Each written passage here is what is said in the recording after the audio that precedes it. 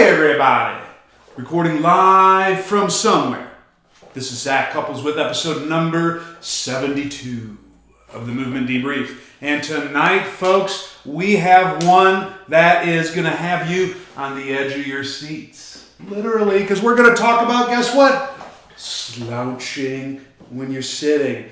What's going on with the spine and the human system? How about something fancy like that? We're going to talk about hypermobility, something I could only dream of having. What do you do with someone who's got a hypermobile syndrome and you're uncertain where to start training them? I'll answer that one for you. And last but not least, we're going to talk about fear-avoidance. What happens when you have someone who is scared of movements and maybe it's been iatrogenic, i.e. induced by some joker clinician?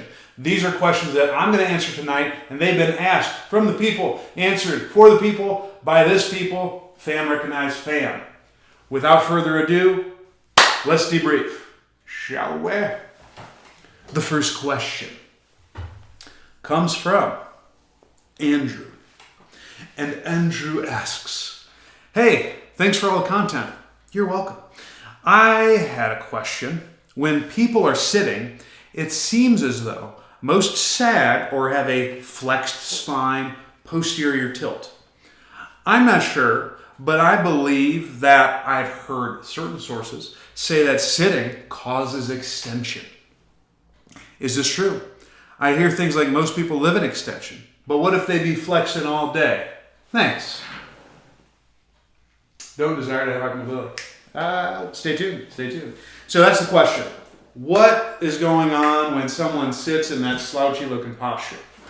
Andrew, I'm glad you asked. Let's dive in. I think that I disagree that sitting causes extension and that when everyone sits, there is an extended or a flexed posture. In fact, thanks to Daddy O Pops Bill Hartman, who, if you don't know who that is, shame on you. I'll link him in the show notes. But he has definitely inspired my thinking a little bit differently in that regard. In the sense that we can't say whether someone is flexed or extended, especially in the spine in any given position. Consider this. An individual might have relative flexion at one segment versus relative extension at the other, so on and so forth, but the total curve could potentially be kyphotic or lordotic. Saying someone is extended or in a flexed posture doesn't really take that into consideration. What I think is potentially more accurate is whether someone is either a lordotic position or a kyphotic position, or probably even more accurately, and this is terminology that I've been using a lot more, is whether the spine is in more of an inhaled state or an exhaled state. Because if you look at normal respiratory mechanics, which I have a link of that in my seminars page, and you definitely would learn that if you attend Human Matrix, but I'll link it in the show notes too, which can be found on zachcouples.com tomorrow, unless a cataclysmic event happens.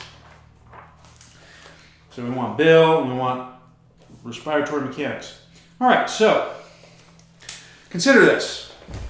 Let's just assume, for the sake of argument, that whoever we are observing in a slouched or sitting posture of some sort has movement limitations.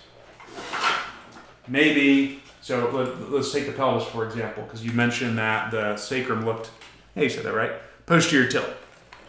All right, posterior tilt is associated with inhalation, because what posterior tilting does is it provides a bowl for me to catch the goods as the diaphragm descends and pushes the goods, the intestines, the genitals, all of that downward. I want a big surface area to catch that. When I exhale, that reverses. So then I have an anterior tilt or an anterior orientation of the pelvis. If someone has a movement limitation or they lack dynamic capabilities here or anywhere else in the spine for that matter, what may happen is they might be really good at this in a given context, this being the counter-nutation of the sacrum, but they might stink at nutating the sacrum, or vice versa. And that trickles all the way up to the spine. And how about this? That it also may be different given different contexts. Perhaps someone, when you test them on the table, presents as though they have a case where they have an exhaled pelvis, where I have the sacral nutation and I have a widened pubic angle.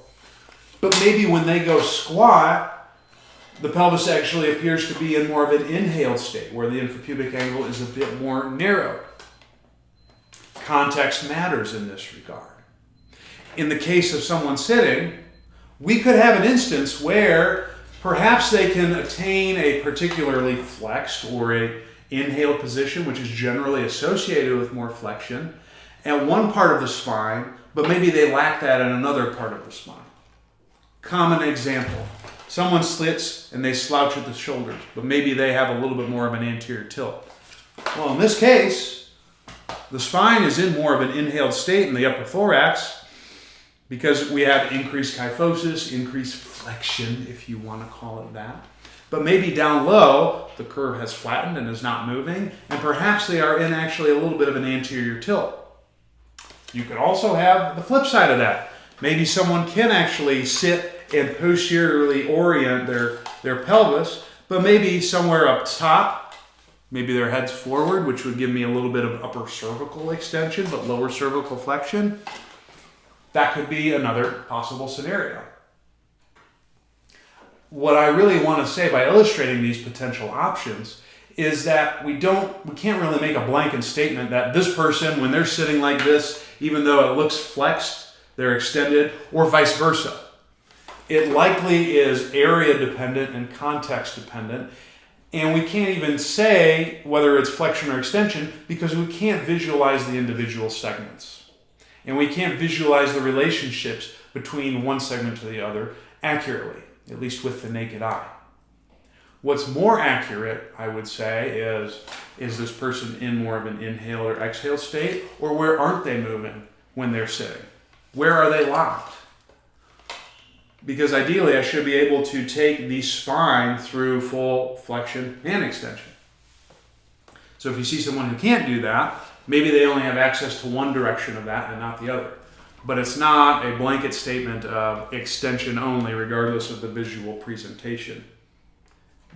Because during the inhalation process, there is more flexion occurring at the spine, relatively. During the exhalation process, there is more extension overall. And some individuals can have an inhalation-based strategy, seemingly in one part of the spine, and that can be different in other parts of the spine, especially if there's compensatory activity within those patterns. I can't dive too deep into that for this specific topic, but to summarize your question, or the answer to your question, Andrew, is it's not just extension, it's not just flexion, it's likely a combination of several different strategies that individual is using to attain the sitting position, and that can change from different contexts. Maybe it can change with the surface of the chair. Maybe they can have one strategy in one area of the spine and something else in the other. It likely depends on the environment that person's in, and I think we need to start moving away from blanket statements in regards to what you see an individual doing. So Andrew, great question. Thank you for asking that. The next question comes from Nancy. Oh, you fancy. Question for a future debrief. How about a present debrief? Thank you so much for all the content you put out. I am a trainer looking at taking on a post-rehab client with Ehlers Danlos syndrome. The resources I'm coming across recommend using isometrics at first to train for stability. My question is, would this be a place to bring in the much maligned Bolsu ball? Or should I just keep pretending the piece of equipment doesn't exist? Nancy, unbelievable question. Let's see if I can give it a shot and answer it for you. What is Ehlers-Danlos? For those who don't know, and I'm not an expert in this by any means, but it's a hypermobility syndrome.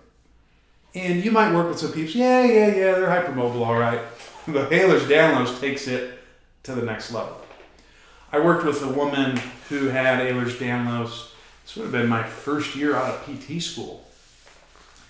And she had 30 degrees of knee hyperextension. The norm is about 5. It was insane. I mean, I have videos and videos of all the wild and crazy things this chick could do. Elbow hyperextension of about 20 degrees. And I mean, it's insane. It's insane. And I think, Nancy, you are right in saying that maybe that stability is not the right word, because we do want this person to move, but we want them to move in a manner where they have integrity. They're going to minimally stress some of the joints that are hypermobile, so on and so forth. And really what that amounts to is being able to dynamically control the movements that you're asking them to do. Whether that's in the case of a trainer, can they make their squat look pretty and they're using muscles as opposed to relying on passive structures to complete the task? If they're playing a sport, can they do that without locking into some of these hyperextended positions? That's really what you're after. I think in the recommendation that you saw, Nancy, starting with isometrics, huge.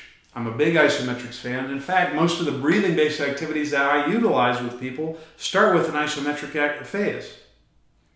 Because if they can hold and control that position, maybe you actually restore or normalize movement variance within that individual, especially if you are targeted with some of the stuff that I suggest. Even though this person's hypermobile, it doesn't mean that they lack or they have all of their movement options available to them.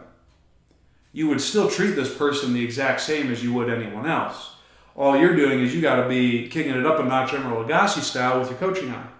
So the way I would start would be making sure you establish movement variability and variance, get them on the table, do some testing if that's possible for you. If it's not, take them through some of the big movements and see if there's compensatory activity that they use to complete a task. Maybe they can lock out their knee into hyperextension, but they still can't posteriorly tilt their pelvis when they're on single leg stance. What's that tell you? Probably tells you that they lack hip extension, and you probably need to do something to restore hip extension or teach them how to use it. And this is where your isometrics come into play that you were talking about. From there, once they can demonstrate isometric competency, what I would move on to next is making sure they can control full concentric and eccentric during all our bread and butter moves. Squat, hinge, push, pull, any type of accessory work, or whatever is relevant to their goals. There's nothing out there that says that you need to baby this person or do anything special for them because they have hypermobility. There may be some things you might have to watch from a cardiac standpoint because Ehlers Danlos is associated with some cardiac maladaptation secondary to the hypermobility stuff. But that would likely, you would hope, be screened out by some of a medical professional. But just make sure you look at your vitals, make sure if you're doing conditioning-based activities with them, you're monitoring their heart rate, among other things, just to make sure nothing wild and crazy happens. The last part of your question, Nancy, do we bring out the Bosu balls? I got to give an emphatic hell to the no. And the reason why I have to give that emphatic hell to the no is because these things, contrary to what their aim is, do not train stability. They do not enhance proprioception. When you are working with someone who is a vestibular patient, because there's three ways we balance. We balance with the vestibular system, the visual system, and then the somatosensory system, i.e. our bodies. Individuals will be put on an Eric's pad or something that is unstable to confuse proprioception. It eliminates that quality that helps us attain balance or stability within our bodies. It doesn't train it. So why would we give someone a device or put someone on a surface that is unstable, that confuses proprioception, that does not necessarily enhance it? Especially if that person, likely this person who has Ehlers-Danlos, can't control their body position through full concentric, eccentric, and even isometric. Why would you throw a Bosu ball in the mix? What I think is much more useful is challenging them with something either high mass, i.e. heavy weights, or high velocity, something high speed, and make sure that they can attain good joint positions without going into one of their hypermobile strategies. To me, that's much more useful than the Bosu ball, especially because I question the transferability towards improving proprioception and stability. So to summarize your question, Nancy, hypermobility syndromes such as Ehlers Danlos, you treat them just like anyone else. You just have to be mindful of some potential compensatory strategies that they could utilize, such as locking out their joints to make the task simpler or more efficient for that person. Get them variants. Use isometrics to your advantage to help you do this. Take them through full concentric, eccentric of whatever activities both of you decide are useful to help them meet their goals. And then go ahead and burn your Bosu ball, because that's probably all you need to get this person to where they are. And from a safety standpoint, just keep checking their cardiac stuff, make sure everything's hunky-dory. Nancy, unbelievable question. You rock. The last question comes from Lucy. Lucy asks, ¿Qué paso, Senor Big Z? How do you educate people who are scared of moving? More specifically, scared of spinal flexion and lifting. Lucy, really good question. I'll do my best to answer that for you. What Lucy's discussing is an overarching concept called fear-avoidance. What that means in the movement realm is a person is afraid to perform a task because, for some reason, oftentimes that reason is because that task that they did initially caused them harm and started the injury process, or maybe they're afraid that it could potentially damage and harm themselves. Or how about this? Here's another fear avoidance thing. Maybe they don't have pain, but they're afraid to do a task because they're unsure of their body. A great example of this would be someone doing a single leg hop after an ACL repair.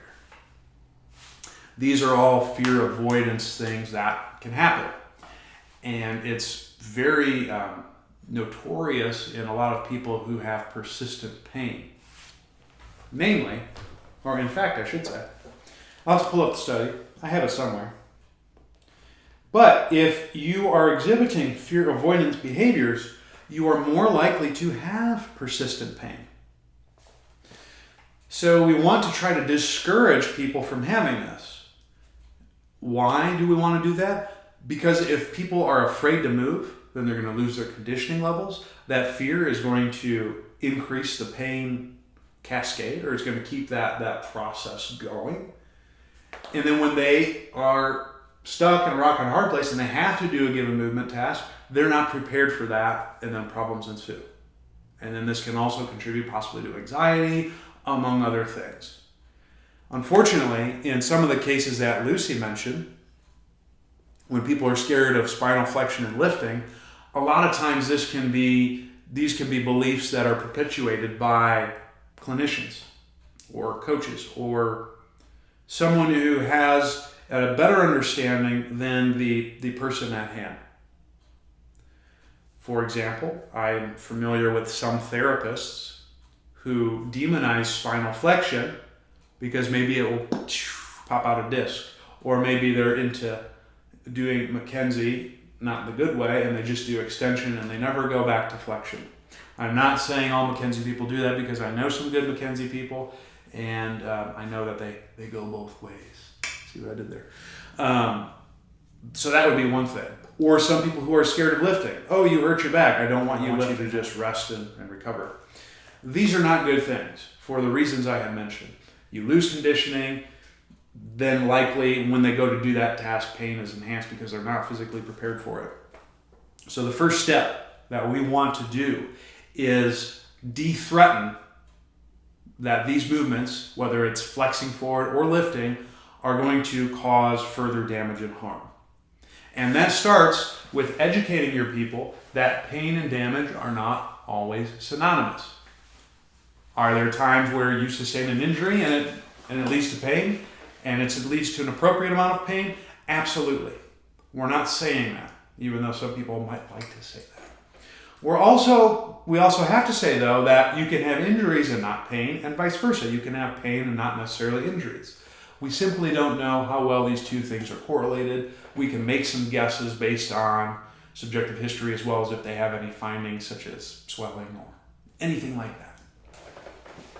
But we have to let people know that if they do something after they sustain an injury or a pain experience, and they experience a little bit of pain with it, it doesn't mean that they are undergoing further damage. I go into greater detail on this in my pain talk, practical pain education. I'll link the sign up thing in the show notes, or if you sign up for my newsletter, you'll definitely be able to get it. But that's the first thing. That talk has several strategies on how to de-threaten that. But what if that belief has been perpetuated by someone who has bigger initials than you? Maybe you're a trainer and some joker physical therapist or chiropractor said that, every time that you bend over and you hear that pop, your hip went out of place and I got to go put it back in. In my case, I run into the issue where an MD says something that's potentially maladaptive and I have to pull the person back off the ledge. Both of these are undesirable situations because you're going up against someone who likely is more respected than you because of those degrees from a knowledge-based standpoint, and your client might be a little bit more skeptical of what you're saying. When you have this type of situation, I come out swinging with some EBP, hashtag evidence. For example, in the case where someone says, my hip went out and my provider needs to go and put that back in, what I would do is provide that person some evidence or some source that's not me saying, hey, that actually has not been demonstrated by research. In fact, a more plausible explanation might be that manual therapy actually works by neurophysiological reasons. And then I could throw them some of the research that shows that, or say, hey, look at this study, and this study are saying this. And in the case where we're talking about a joint going out of place, which I talked about last week, I'll link it. But you can even see that some of the providers who may perpetuate this actually have some discord among themselves, saying whether or not a joint going out is actually a thing. It hasn't been demonstrated in research, though. You could do the same thing, though, for someone who maybe gets a bulging disc on their MRI. You can throw out to them that, well, guess what? There's actually a lot of people who have disc bulges who are asymptomatic.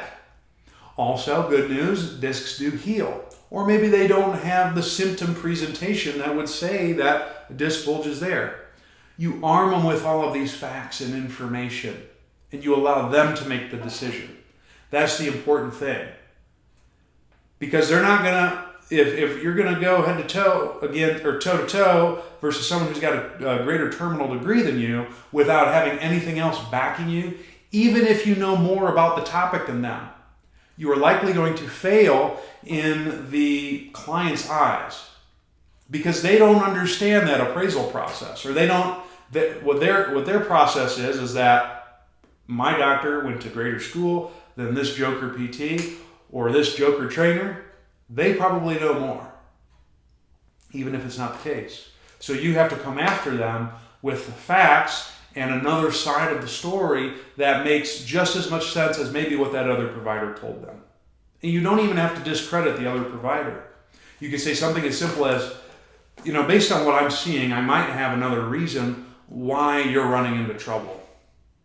From a movement perspective, maybe it's because you lack movement capabilities in your body, and that puts abnormal pressure and strain in certain areas. Those would be the way I would breach any iatrogenic-based fear avoidance that's been induced. Even if they understand it, though, they're still probably going to have some hesitancy towards the movements that were offending or that hurt them or that led to this whole ordeal starting in the first place. What you have to do in this case is graded exposure. This is talked about quite a bit in the persistent pain literature. But if we say a toe touch is what was the big thing that led to this person having back pain, as an example, you would find activities where they could safely flex their spine or bend their spine forward without setting off that pain response. Maybe it's as simple as sitting and bending forward. Or how about this? Maybe it's getting them in a position where they can breathe, get a little posterior orientation of the pelvis, and that creates a little bit of spinal flexion, especially when you throw breathing on it. No one ever talks about that as great exposure, but guess what? When you do that, that is spinal flexion. From there, you would then grade the tasks to more and more challenging and complex things that bridge the gap from the initial activity that person is afraid of, or towards that activity, I should say, versus where we started that person initially. And you're just bridging that gap, and you're finding ways to get them closer to their end goal. With lifting, it's about having a conversation about what they feel safe to do and not to do. Also letting them know that, look, you might experience some discomfort while you're doing this. If you do, let me know. We might just need to tweak something in terms of how you're performing the movement task, and that could be enough to get some of the changes you want, i.e. not having pain with the movement. That would be another way that I would potentially talk to this person about trying a given task. And just simply asking them, what do they feel comfortable with trying? A lot of times that will do wonders for helping you bridge that gap. And a lot of times what these people need, especially when they're in persistent pain, is some semblance of control. Because if they've been in pain for a long period of time and these practitioners said X, Y, and Z, they might feel powerless. It's up to you as a movement professional to give them power. And you can do that by knowledge. You can do that by making them collaborative in what they want to do from a movement perspective, and finding ways to bridge the gap from where they want to be to where they currently are. And if you do those things, Lucy, you ought to be in business. So to summarize, educate by providing facts, research, all of these things, letting them make the decision, giving them the power to decide when they want to do next, show them potential avenues that you could go to get them to their goals. And my hope is that if you perform those things, that should reduce how scared they feel from a lifting standpoint, spinal flexion, and any fear-based activity. And I think that's a good stopping point for us tonight. Thank you all so much for tuning in. Please don't go away just yet, because I do want to talk to you about something that's going on next year, and it's called Human Matrix. If you want to figure out how to bridge that gap from the terminal activity that person's afraid of to some of the lower stuff, you probably want to come to this seminar, because we teach you how to build a movement foundation from the ground up. Teach you how to flex the spine at the lowest intensity possible via breathing. And then we teach you how to load it at the tail end of that. You get the full continuum by coming to this. And we got quite a few dates of these next year. Let me rattle them off for you. First, we got February 2nd and 3rd in New Providence, New Jersey. Then we got June 8th and 9th in New York City at Hype Gym, Pat Davidson's place. Yes, sir. We also got me in August 24th and 25th for the Canadians in Vancouver. I hope to see you there. And September 21st, 22nd in Raleigh, North Carolina. There's going to be hopefully a couple more on the list, but that's what I got coming up. Also, if you would like to hear me, Pat Davidson, and Seth Oberst teach you how to take that continuum even further to the highest end of performance, to the most dysregulated individual in the land, then you'll definitely want to come to the Revolution. It is not televised, but it will be here February 8th and 9th in Boston at Pure Performance. I'm pretty juiced up about it. I think it's going to be really good. I hope you all come to that. If you want to come, you'll definitely want to check it out. I'll have this all linked in the show notes, by the way. If you want to learn more about me, go to zachcouples.com, sign up for my newsletter. You're going to get 3 hours of me talking breathing. You're going to get about an hour and a half of me talking about pain. You're going to get about 50 pages of notes. You're going to get a free acute chronic workload calculator to safely progress your people. You're also going to get weekend goodies from me every Friday. If you want to know what's good on the internet, you'll definitely want to check me out on that. after you've scoured zachcouples.com, you probably want to work with me. So there, we should check on services that I offer. I offer 3 as of now. Movement consultations first. If you're toying and you're not moving as well as you'd like to, or maybe you're afraid of moving and you need someone to bounce ideas off of to help squash that fear, I can be your guy. Because what we'll do is we'll Skype, or I don't Skype, but no, some type of video device. I'll look at your full movement capabilities. We'll restore what you don't have and help build your resiliency to get you to where you want to go. I also offer mentoring. We had 3 topics today. Maybe you want to go a little bit more in depth in terms of how to apply that to your specific population. I can be your guy. What we'll do is we will chat on a periodic basis. We'll go through some of the problems that you have, whether it's in the clinic or whether it's on the coaching floor, and we'll work through that so your clients can effectively reach their goals. Lastly, maybe you just want to get straight gains, or you are post-rehab and you want to take your fitness to the next level or regain your fitness because you've tried things such as maybe powerlifting to a very high level, or maybe you've done kettlebell work to a very high level, and you just are slowly trickling away because that stuff takes its toll and you want a fresh start. You're looking at the freshest of starts right here. I can work with you online training. What we'll do is I will do a movement assessment on you, and we will design a program specifically tailored to your needs to help you reach your goals. Definitely hit me up for that. Once you've gone through all of zachcouples.com, you'll want to subscribe to me on iTunes and Stitcher at the Zach Couples Show. Because guess what, folks? There's 71 other debriefs. You really want to look at me for all of them? Hey, maybe. Maybe you do, maybe you don't. But if you don't, you'll definitely want to subscribe to me on iTunes and Stitcher. Take me on a long car ride, especially if you're going cross-country. I had someone listen to me for a 4,000-mile cross-country trip. Crazy. That had to get old after a while. But hey, more power to you. Definitely hit me up on that. I'm also on all social medias. Facebook/Zeke Couples. The Twitter handle is @ZekeCouples. That Instagram, baby. Zach, Z-A-C, Couples, C-U-P-P-L-E-S. And YouTube. If you want to figure out, hey, what is Zach playing with in the clinic right now? Go to YouTube, search Zach Couples. You'll find me there. Thank you all so much for tuning in. You've been beautiful, sexy, outstanding people. I hope that you keep it real, but not to the extent where things go wrong. Stay hungry, stay learning, stay moving. And I'll see you next time. Deuces.